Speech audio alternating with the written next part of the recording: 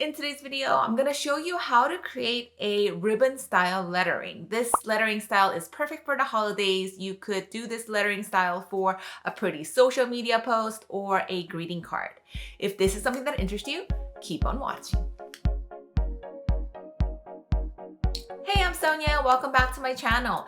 Here on YouTube, I love to share all my tips and tricks of becoming a self-taught designer. So make sure you hit that subscribe button and turn on the notification bell so you don't miss any of these videos. Also, before we get started, I want to mention that today's video is a little bit longer than usual. It's not going to be a mini tutorial. However, I will assure you that by the end of the video, you'll be able to create something like this and be an expert on drawing this ribbon style lettering. So without further ado, let's get started. So the first step is you're going to have a sketch. I already sketched out Happy Holidays in this case. You can sketch whatever you want. I'm just going to demonstrate with this words Happy Holidays. So I have this grid background. I also have a mini tutorial to how to create this kind of a grid template background for lettering. I will attach it here. If you're interested, you can check that out. So step one is to have a sketch. Now, once you do have the sketch, I'm going to go ahead and create a new layer.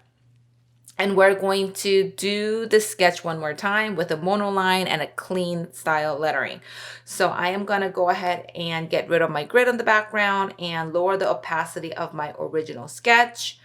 You could choose any pencil you wish. I'm going to go ahead and choose the thin one, something that's really clean, thin, Narinder Pencil from Sketching. I'm going to go ahead, do that. And then all you need to do is just trace it one more time.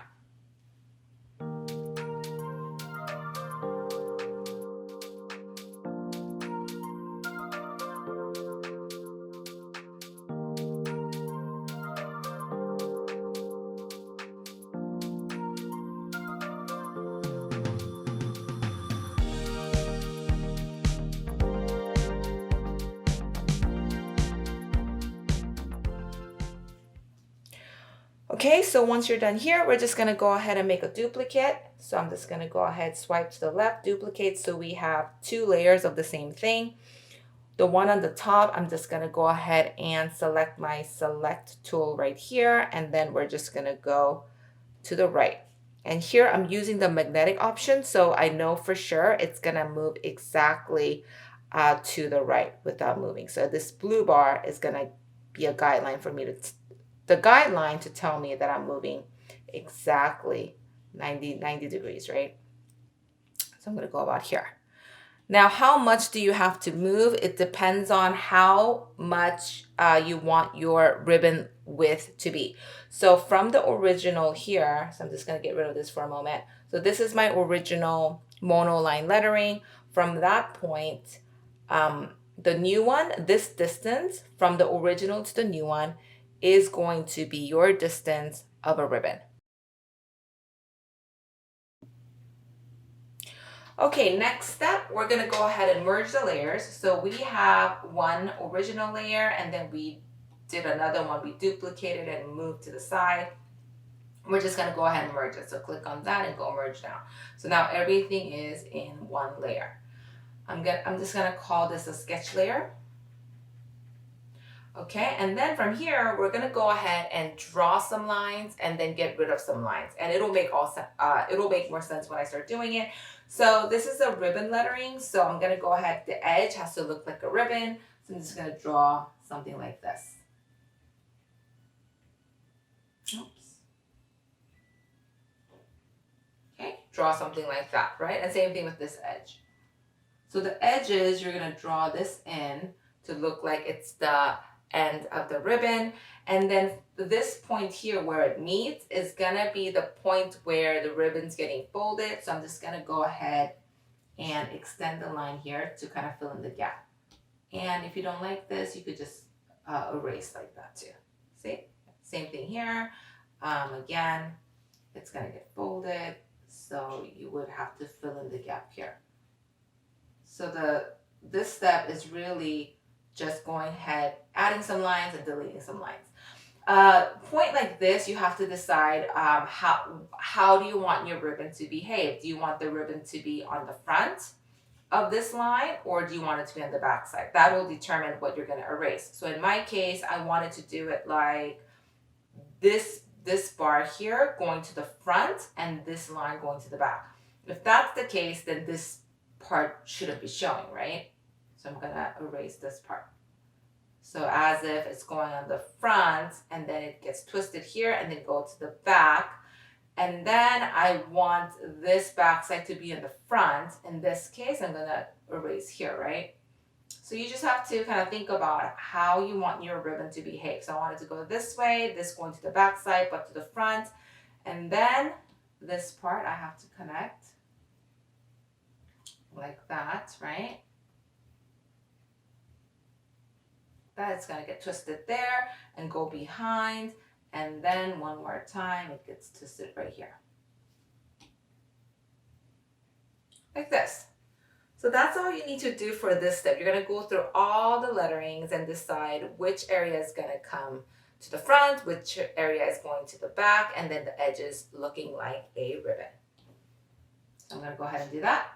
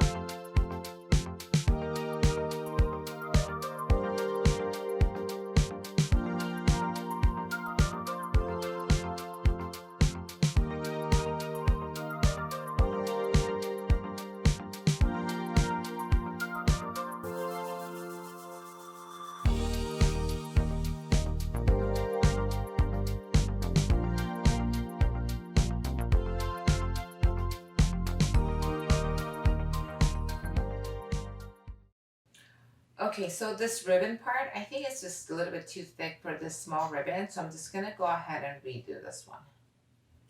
So let me go back to my original. Here's my original. I'm just gonna create a new layer. I'm just gonna do this again. I don't like how it is. I'm gonna make this ribbon a little bit smaller. I'm gonna duplicate that and just make this tiny bit thinner than the other ones.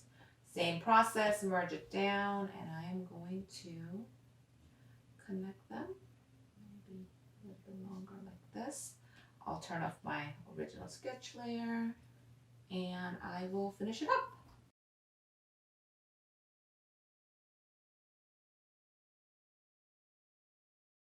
So here we have a sketch of a ribbon lettering. Looks good, yeah? Oh, I'm gonna merge them now. So now the ribbon, this little ribbon, and the rest of them is together. So just one tip is that when you're doing this, again, you have to think about how the ribbon's gonna react, how the ribbon is gonna be placed. But also, if you're doing like same letters, like in this case H, you want to kind of keep it the same style to be consistent. So I think visually it looks more pleasing if they're consistent. Like the A, I did it the same way. Y, stuff like that. Okay, so now the next step is coloring. Okay, so in order to color, we're just gonna go ahead and create a new layer, and the sketch layer that we created, this one, all has to be in one layer, and we're just gonna lower the opacity, something like that. Okay, so this, I'm just gonna label it color, and all you need to do is just outline it and color it. So I am going to demonstrate this with a red color ribbon, I am going to use Studio Pen under inking. My Studio Pen, oops. Okay, and all you need to do is you're going to, oops, too thick, outline it like this.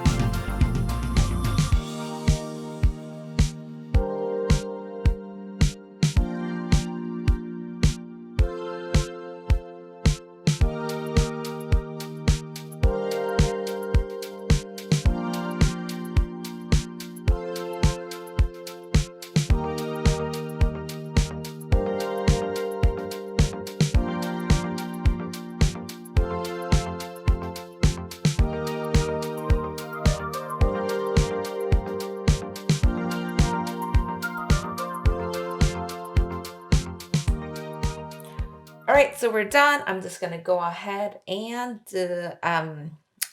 uncheck the sketch layer. We're gonna hide that. And now we have a color layer here. At this stage, feel free to make any corrections if you need. For demonstration purpose, I'm not gonna make it super perfect, but if you have any, you know, not straight lines and you wanna fix something like here for my case, I didn't fill that in correctly. This is not really straight. Just going to fix it. You're gonna see in some ones, if you wanna make the ribbon a little bit thicker, you can go ahead and do that. So just go ahead and fix anything you need to fix at this stage. Now what we're gonna do is add shadow. So that's gonna really make it look like this lettering is a ribbon lettering. So you remember the sketch that we did? Now I'm gonna go ahead and put the sketch on top of my color layer like this, so you could actually see where the shadow has to go. And then I'm gonna create another layer between my color layer and the sketch layer. So I'm gonna add a layer, and that's gonna be where the shadow is. I'm gonna call this a shadow.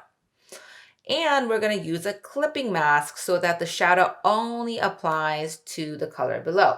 If you're not familiar with what clipping mask is, I also have a separate tutorial for that. I will tag it here, but for the purpose of this tutorial, all you have to do is just click on that shadow layer and then select clipping mask. So in this case, I'm going to turn off the sketch just to show you.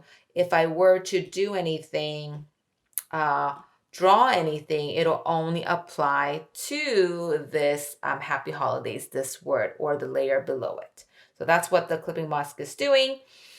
Okay, so here I have a shadow layer. So from here, I'm gonna go ahead and add the shadow. But again, I wouldn't really know unless you're really good at this, where to add the shadow. So I'm gonna turn on the sketch layer to see. You could even turn down the opacity if this bothers you, the line being too dark. So what I'm gonna use is I'm gonna use a grainy type of a brush. In my case, I have what's called a grain shader. I will add all the brush descriptions in the description box below, so you'll see exactly what I'm using. And from here, I will choose something like this one, Grain Shader Fix. I'm gonna use this.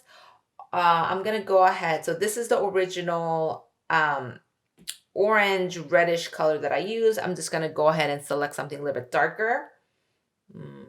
Something like that. That looks good. And for that layer, I'm gonna turn the blending mode into multiply. So right now, N means normal. I'm just gonna go ahead and select multiply and maybe lower opacity slightly a little bit. Now, the question is, okay, we're gonna go ahead and add the shadow. Where am I going to add the shadow? It is where, so for example, let's do H as an example. I have this ribbon. I know it's going to start from here. It's going to get twisted, and then it's going to go down this way. So where it meets, most likely this area right here is going to be dark. So I'm going to go ahead and, oops, now the brush is too big. there's going to be shadow somewhere here. It doesn't have to be perfect. We're going to go around and erase everything. For example, any shadows that touching this area where there shouldn't be a shadow, I'll go ahead and erase it, so don't worry about that. Right now, let's just focus on where the shadow lies. Again, we're going to go down this way, and then the ribbon gets twisted right here, and the shadow is going to rise somewhere here. So I'm going to color it like this. Okay, that makes sense, right, so far? And then again, we're going to go this way. Now the ribbon is behind this one, so there should be some kind of shadow here. Again, don't worry about this one. We're going to erase that part. We're only focusing on the shadow, the behind it. And then this is going to be on top. So this backside here is going to have some shadow, right? And then go around. And again, where it gets twisted over here is going to be probably where the shadow is. Go down, same thing. It's going to be around here. Okay, so again, this is just, take your time if this is your first time doing it. And then once you're done there, you're going to go ahead and erase the part that shouldn't really touch a shadow. Again, for me, it's easier to do all at once at the end. But if this is your first time and you get confused, I would recommend doing it as you go. So let's go back. I'm going to go ahead and choose my studio pen to erase it. But again, here, this part should be the shadow, but not here on top. So wherever you hit, I'm going to just erase it like that. Okay. And then when you're going down this way, remember how this needed a shadow, but not this bar. So I'm going to erase that part.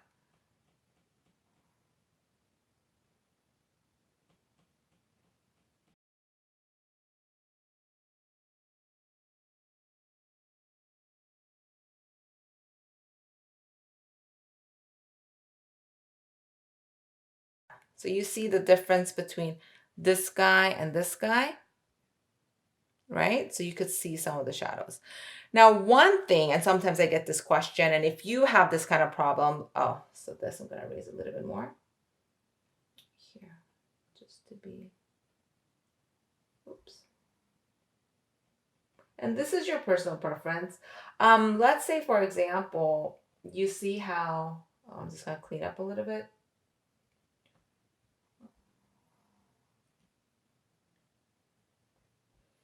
Okay, that looks good. Okay, something like this, right? And let's say, for example, some people would say, oh, well, I don't like how from here to here, it doesn't blend in nicely. It looks like you have something here and there's nothing there. So if you're the one where that kind of bugs you, one of the tricks that I use is, let's say I'm going to go back to my shadow layer and I'm going to go back to my brush. What I do is I would just go ahead and use the same brush, use the same shadow, but just lower the opacity slightly a little bit, and then kind of draw it again on top. So you see how it blends a little bit better. That's one of the tricks that I use. If this bugs you, you just go ahead and draw it again, but with the lower opacity. So you could still see the difference, but it's blending in a little bit nicer and less harsh than how it was before. So you could do that if that's something that you want to achieve.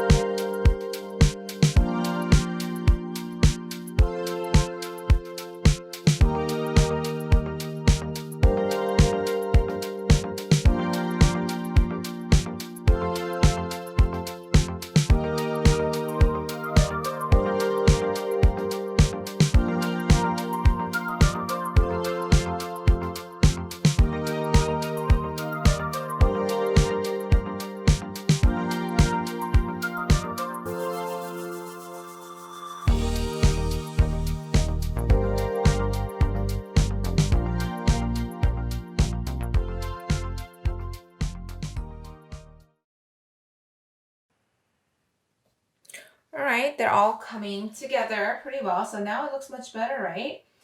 Just another thing that I want to point out is when you're erasing, sometimes it happens like this, where it again doesn't look like it's blending nicely. We're going to use the same trick for this one too. You know how I told you earlier, when it doesn't blend nicely when you're drawing it, you could use lower the opacity and draw over again. We're going to do the same thing. So in this case, I'm going to go ahead and erase it, but use the same kind of a grainy brush, but lower the opacity slightly, so that when I do erase it, I could kind of get rid of these harsh marks. Just do it gently. Something like that, so then it doesn't look as harsh. We're gonna fix the shadow a little bit because I did end up erasing a little. Don't worry about that too much. If it bugs you, you can draw it again with lower opacity slightly, so you can kind of fill that in. But again, whenever you see kind of a harsh lines like that, another one I had is somewhere like here. I don't really like that, so you just go ahead and erase it, just using the grainy brush, and then with a lower opacity, so it doesn't look as harsh. Okay, so that's it here. I'm just gonna go show you a quick comparison where this was our original colored ribbon, and we just added one layer of shadow, and voila, you see the difference already? So it's almost coming to an end. We're gonna just add 2 more things and then we're done. So the next step is we're gonna add 1 more layer of a shadow. And what we're gonna do here is, so remember the first shadow we used is more of a grainy texture.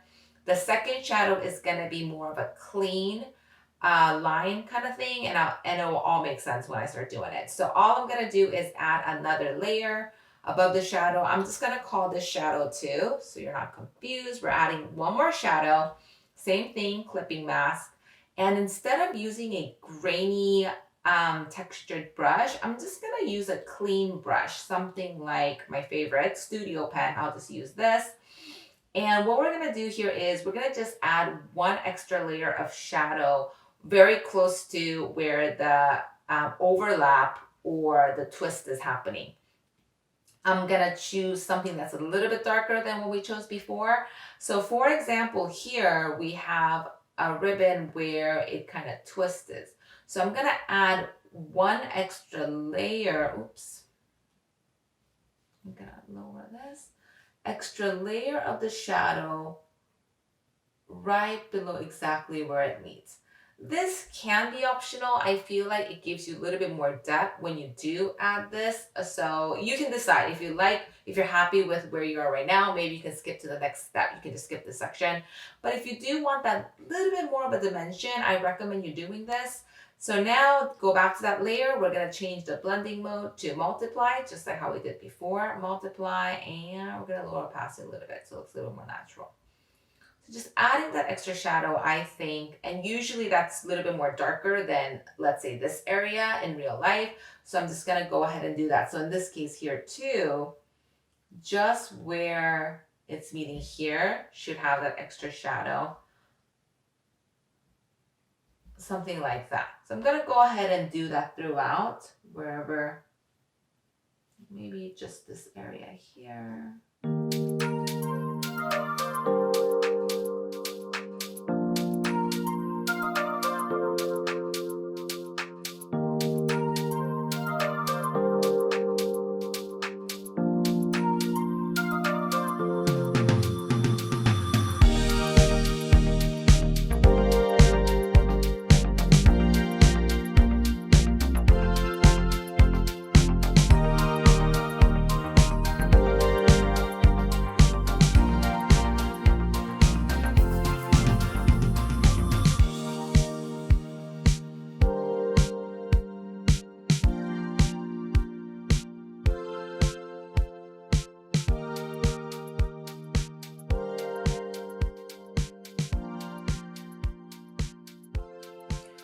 Now the last part is we're gonna go ahead and add a highlight. So now we have a color here. We added 1 shadow and then added another shadow. You can see that difference there. And then we're gonna create another layer on top, and we're gonna call this highlight. Okay. And we're gonna go ahead and create a clipping mask for that one too. So all we're gonna do is we're gonna grab a white brush, something grainy. So I'm gonna go back to the grain shader. I'm gonna choose this one that's a little bit more grainy than the one I used before. And we're gonna just go ahead and lower the opacity, determine your brush size. And all you're gonna do is really go around, and when the ribbon is circular like this, usually this edge right here is where the light will hit. So I'm gonna just go ahead and go there and slightly, nothing too noticeable, just slightly draw this green white on top. Now you're gonna go back to that layer, and then you could play with the blending mode. I like to keep it as normal, just lower the opacity a little bit so it blends a little bit better, so like that. I'm gonna go ahead and do that around everything.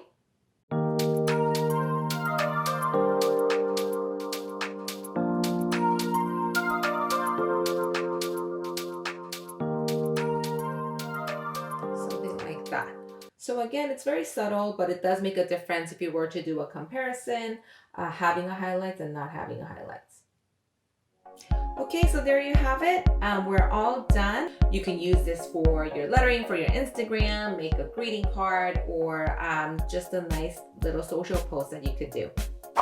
That's it for me. If you enjoyed this video, please make sure you give it a thumbs up and make sure you subscribe so you don't miss any of these future videos. Also, let me know what you think about this video in the comments below. I read and respond to every single comment. Thank you so much for watching, and I'll see you next time. Bye!